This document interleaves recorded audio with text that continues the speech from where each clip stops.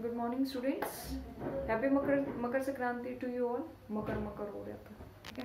Happy Makar Sankranti to you all. बेटा आज करेंगे हम बेहद ही इम्पोर्टेंट टॉपिक एलिसा, जो कि अभी नहीं आपकी कॉलेज लाइफ में भी आपको बहुत हेल्प देने वाला है। और अगर आप इस टेक्निक को अभी फर्स्ट टाइम में अच्छे से समझ लेंगे, ध्यान से समझ लेंगे, then it will be very beneficial for you guys. बात करते हैं एलिसा की। ELISA is the chief guest today.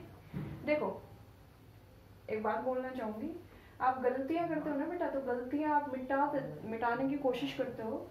गलतियां मिटती तो हैं, हल्की जरूर हो जाती है, लेकिन उसके निशान बच जाते हैं। In morning I use permanent marker over here. Well ignore my mistake and let's start with ELISA. बेटा एलिसा क्या है? It is enzyme linked immunosorbent acid technique. क्या बोल दिया मैंने बोला एंजाइम linked immunosorbent ऐसे कैसे ऐसे। देखिए बेटा, इसके नाम के ना हर अक्षर में बड़ा ही गहरा मतलब छुपा हुआ है। ऐसे ही आपकी तरह नाम नहीं रखा है इसका। अच्छा हाँ, दीपक के लिए एक टिप है, मतलब एक पॉइंट है कि बेटा मैं इसकी ना पिक क्लिक करके डाल दूंगी अगर आपको वर्ड्स क्लियर नहीं होते, ठीक है। तो बात करते हैं enzyme linked immunosorbent acid technique के बारे में। बेटा क्या होती है ये टेक्निक? देखो एंजाइम से लिंक्ड कोई इम्यूनोसॉर्बेंट, एंजाइम लिंक्ड है कुछ चीज, इम्यूनो यानी कि इम्यूनिटी रिलेटेड है। इम्यूनिटी से इम्यूनिटी वर्ड बोलते ही दिमाग में आ जाना चाहिए एंटीजन और antibodies. Immunosorbent, sorbent, absorbent, absorb हो रहा है, सॉर्बेंट, ठीक है। कोई चीज इम्यूनिटी की कहीं एब्जॉर्ब हो रही है, कहीं अटैच्ड है। ऐसे यानी कि लिक्विड या मतलब एक कंडीशनिंग आप जो प्रोवाइड कर रहे हो, मीडिया प्रोवाइड कर रहे हो। देखो ये टेक्निक बेटा कंप्लीटली बेस्ड है एंटीजन एंटीबॉडी रिएक्शन पे, completely based on AG and AB reaction और इंटरेक्शन, ठीक है बेटा जी, फाइन। अब देखो जल्दी से होता क्या है, कुछ भी नहीं है। आपने एक प्लेट ली है बेटा, ये गड्ढों वाली प्लेट लेनी है, पट्स वाली, वेल्स वाली, ठीक है। इस वेल वाली प्लेट में आपने क्या करना है, ये मार्केट में खाली प्लेट भी मिलती है बेटा जिसमें होल्स हो, और इसमें आप एंटीजन या एंटीबॉडी लिंक्ड प्लेट भी मांग सकते हैं, ठीक है। ये बात क्लियर होगी। अब बात करते हैं कि अब इस प्लेट का करना क्या है। सपोज आपने एंटीजन लिंक्ड प्लेट मांग ली, तो एंटीजन लिंक्ड है इस प्लेट में, इसलिए इसको सॉल्वेंट बोला जाता है, क्योंकि एंटीजन इस प्लेट के सरफेस पे एब्जॉर्ब होने की या एड्सॉर्ब होने की, एडहेंशन करने की कैपेबिलिटी रखते हैं, ठीक है। कोई स्पेशल काइंड ऑफ प्लेट है इसका मतलब। मटेरियल के बारे में भी हम देखेंगे क्या है, पहले बेसिक जान लो। इस प्लेट में आपने क्या ऐड किया बेटा, एंटीजन ऐड किए, ठीक है। या ये मान लो कि ये ऑलरेडी एंटीजन लिंक्ड आई, आपने मलेरिया के एंटीजन वाली प्लेट मांग ली है, ठीक है। अब ये मलेरिया के एंटीजन लिंक्ड है बेटा इसमें, ठीक, मलेरिया के एंटीजन लिंक्ड है, तो ये BS से क्या लिखा है, क्या बसा है ये है बेटा, क्या है ये, अभी बता दो इसका नाम, एक मिनट रुको। BS, एक तो ना दिखाई कम देने लग गया है।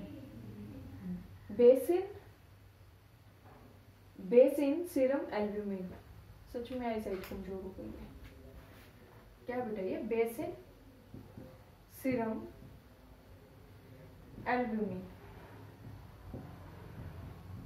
ये क्या करता है बेटा, जहां जहां एंटीजन है वहां तो चलो ऑक्यूपाइड है सरफेस वेल का, लेकिन जो वैकेंट पोजीशंस हैं, वैकेंट प्लेसेस हैं, उसको कवर करने के लिए हम BSA का इस्तेमाल करते हैं। BSA के मॉलिक्यूल्स बाकी के सरफेस पे बाइंड कर जाते हैं ताकि यहाँ कोई भी अननेसेसरी चीज बाइंड ना करे। ओके, नेक्स्ट आते हैं बेटा, अब क्या करेंगे, एंटीजन मौजूद है हमारे पास, AG मौजूद है।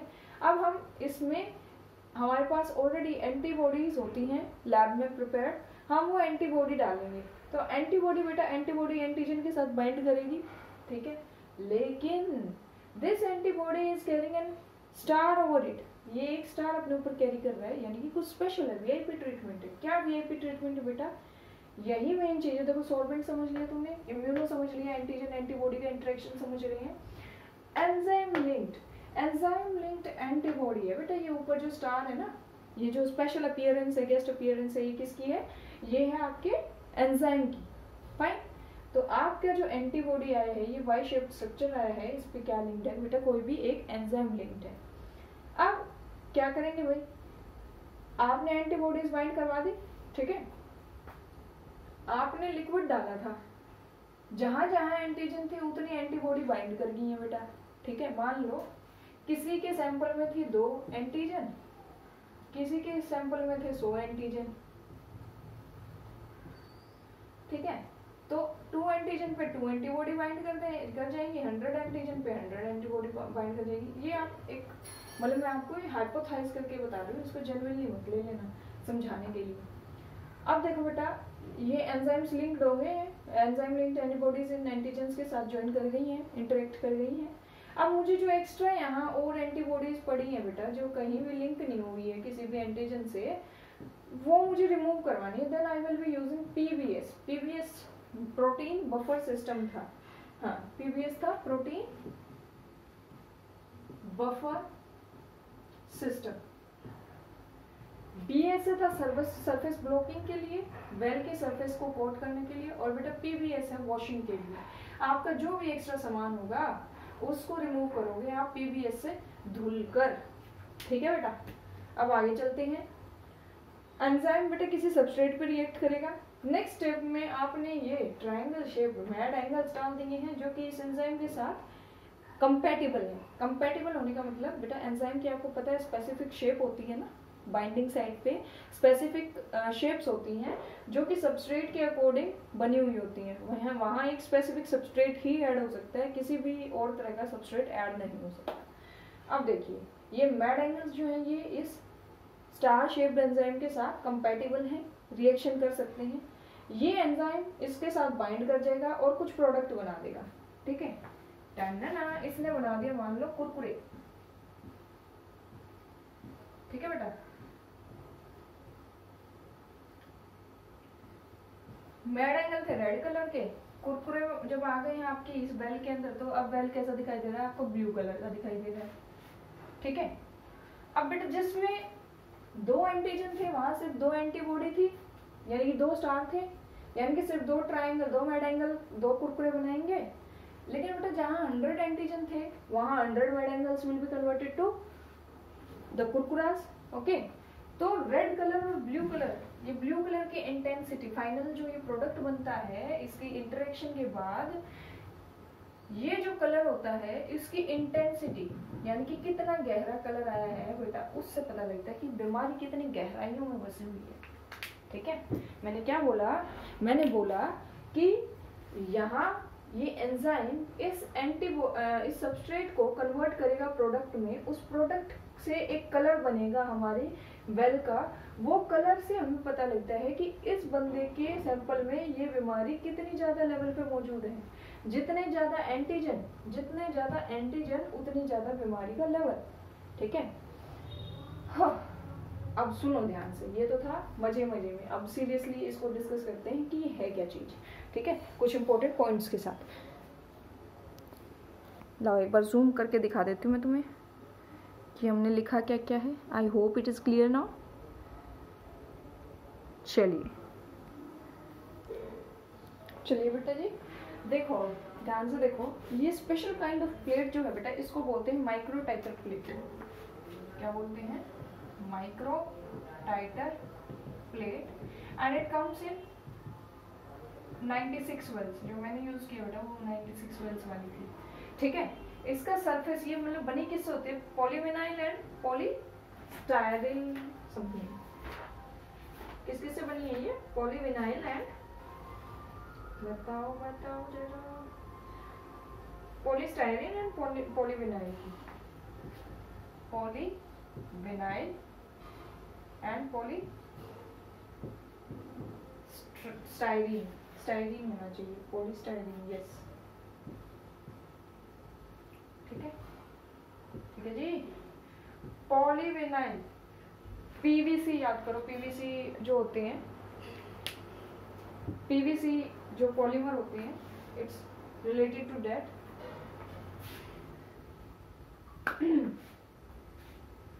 एंड पॉलीस्टाइरीन, स्टाइरीन भी बेटा एक पॉलीमर है। आप लोग मुझे आज का सेकंड क्वेश्चन है ये आपके लिए, पॉलीविनाइल और पॉलीस्टाइरीन के मोनोमर्स के बारे में बताओगे कि ये किससे बना है, ठीक है। नेक्स्ट बात करते हैं बेसिन सीरम एल्ब्यूमिन की। बेसिन सीरम एल्ब्यूमिन में क्या है बेटा, ये सरफेस ब्लोकर है। क्या है, इट इज सरफेस ब्लोकर,